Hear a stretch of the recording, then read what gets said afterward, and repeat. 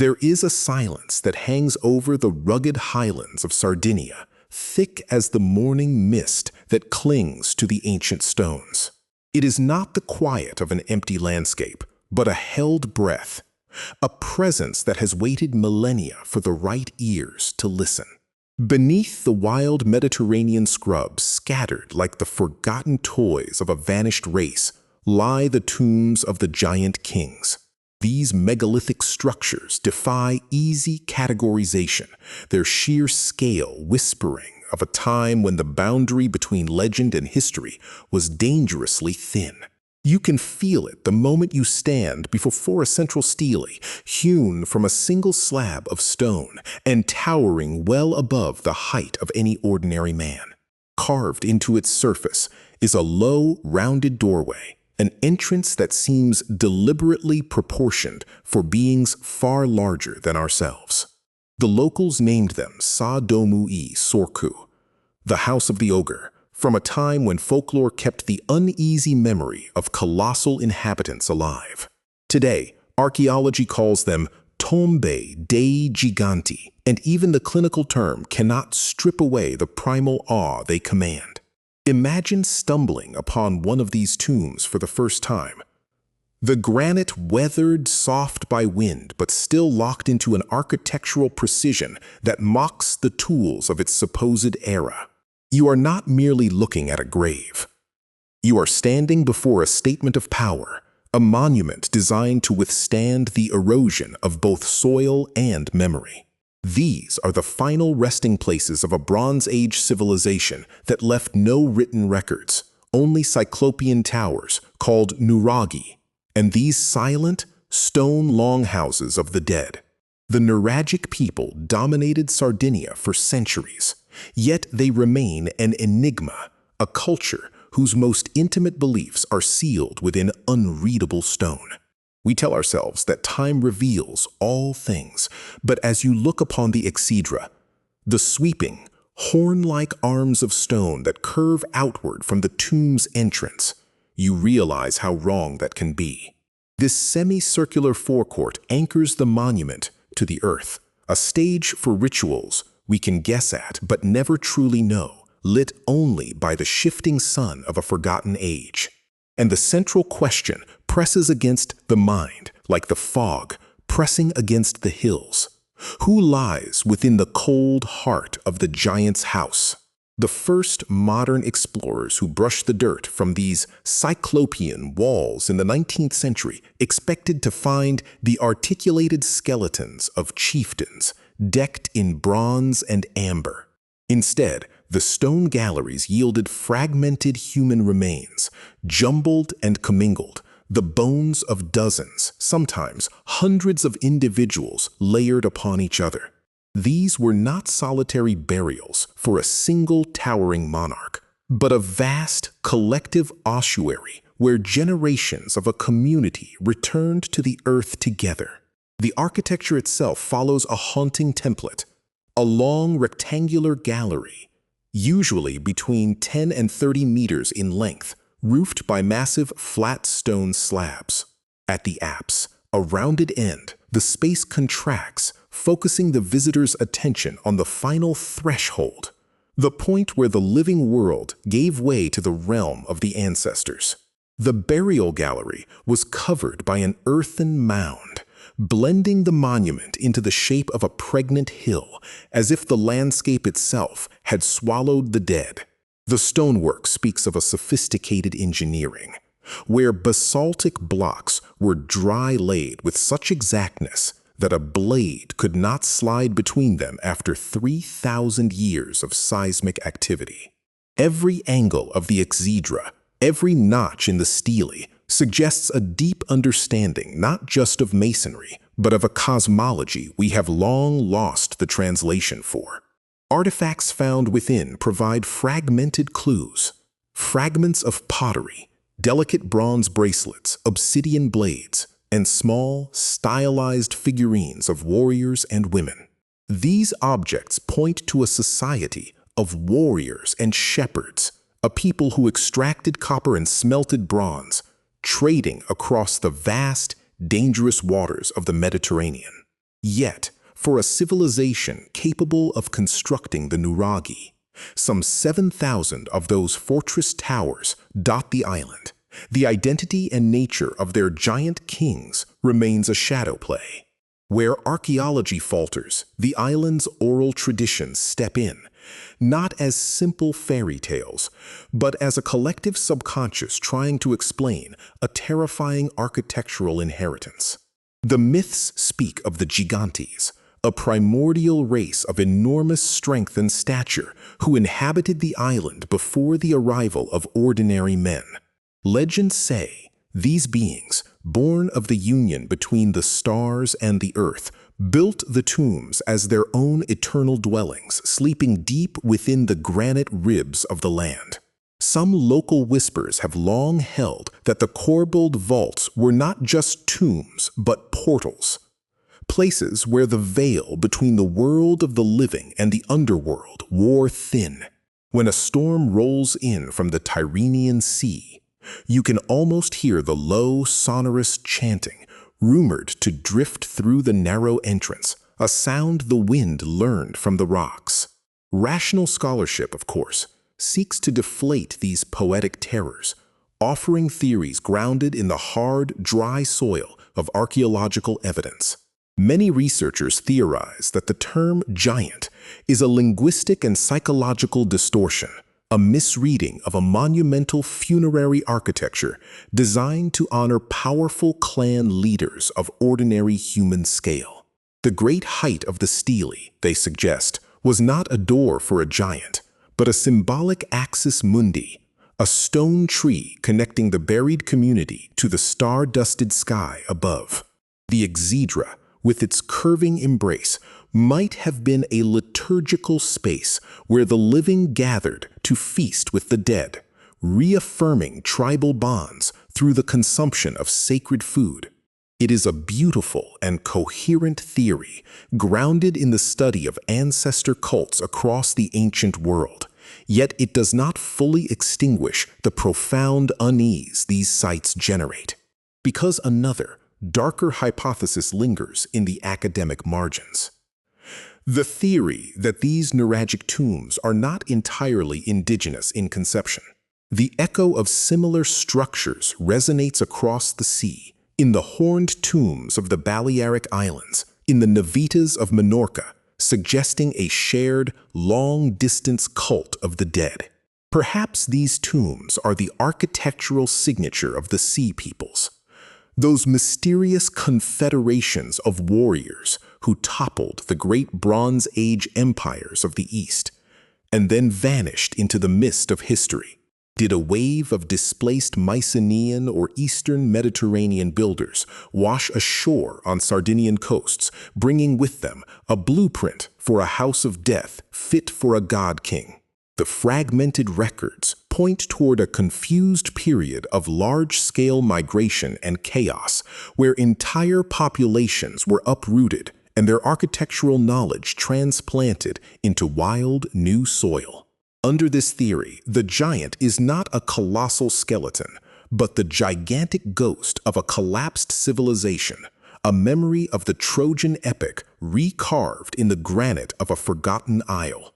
Analysis of the human remains found inside the tombs adds yet another layer of complexity, complicating the simple narrative of a tall-bodied master race. The bones are entirely anatomically modern. They belong to Homo sapiens of standard Mediterranean stature, some bearing the marks of hard labor and violent death. There are no femurs the length of a man's arm, no skulls with double rows of teeth, none of the Hyperborean exaggerations that later folklore would eagerly weave into the legend. The riddle, then, twists itself tighter. The tombs are unequivocally designed for the burial of normal human bodies, yet their architecture screams of a disproportionate, superhuman scale. It is a deliberate psychological dissociation, as if the builders wished to make the living feel small, fragile, and utterly dependent on the protection of the towering ancestors within. Imagine the procession, a small body, wrapped in a shroud, carried through the towering 20-foot monolithic stele into a chamber that dwarfed the mourners twice over. The very act of entering this house of the giant would have altered the mourner's perception of self, shrinking the soul in the shadow of a profound, communal immensity. To this day, a handful of fringe theorists refuse to abandon the literal interpretation, searching for genetic anomalies in the Sardinian population that might point to a lost strain of gigantism. They point to the local incidence of certain pituitary disorders, or to the ancient discovery of large bones from Pleistocene megafauna, which a pre-scientific mind might have mistaken for the skeletons of titans. A mammoth femur, gleaming white in the chalky soil, could have inspired an entire spiritual system, transforming a biological relic into a religious artifact and a tangible proof of a golden age of giants. But such speculations rarely satisfy the voice that calls to us from within the stone, a voice that speaks of a more profound human terror, the erasure of identity through collective burial. The most chilling aspect of the tombs of the giants is not the size of the entrance, but the anonymity of the bones inside, a sea of fragments where individual greatness was melted down into group identity. A king who is buried without his name on a stone tablet, without a unique treasure hoard marking his singular glory, is a king whose power existed only in the heartbeat of his people. There is a psychological violence to this concept, a ritualistic dismemberment of the self, where even the mightiest chief was ultimately rendered indistinguishable from the shepherd boy. Archaeologists have found evidence that bodies were often defleshed elsewhere, the bones carried to the tomb only after the corruption of the body had been cleansed by sunlight, insects, or time. The final deposit was a clean, dry, skeletal component, arranged with other identical components in a pile that spoke not of individuals, but of a single, slow-beating, multi-generational heart. Standing inside the gallery, watching the light from the small entrance slice the blackness like a thin, golden blade, you feel the oppressive weight of this undifferentiated ancestry. The air is cool and still, smelling of damp rock and the faint, metallic tang of time itself. A scent has not changed since the last body was laid to rest. The Nuragic people vanished, absorbed into the Carthaginian and Roman worlds, their language replaced, their gods renamed. But these stone bodies of the land refused to be erased. The Romans, pragmatic conquerors who built paved roads and rational laws, looked upon these strange cyclopean structures with a mixture of contempt and superstitious dread. They saw the shadows of a barbaric and vanished race, a people who worshipped an uncanny, faceless mass of the dead, a frightening negation of the Roman cult of personalized genius. The memory of the giants, then, might be a folk survival of that ancient Roman shudder, a semantic fossil left over from the collision between a rational empire and an irrational primeval cult. For centuries, shepherds avoided these tombs at dusk, crossing themselves as they passed the darkened portals, sensing a malignant power that the official history books refused to document. This local fear, passed from grandmother to child, acted as an inadvertent preservation force, keeping tomb robbers and idle curiosity seekers at a respectful, shuddering distance.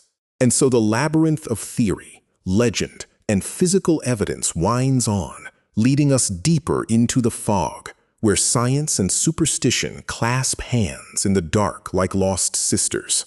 The human obsession with the Sardinian tombs is ultimately the obsession with our own vanished prehistory, a desperate attempt to hear the unrecorded heartbeat of a world without writing. Giovanni Liliu, the great Sardinian archaeologist, dedicated his entire long life to unearthing the Nuragic civilization driven by a passion that bordered on a sacred calling.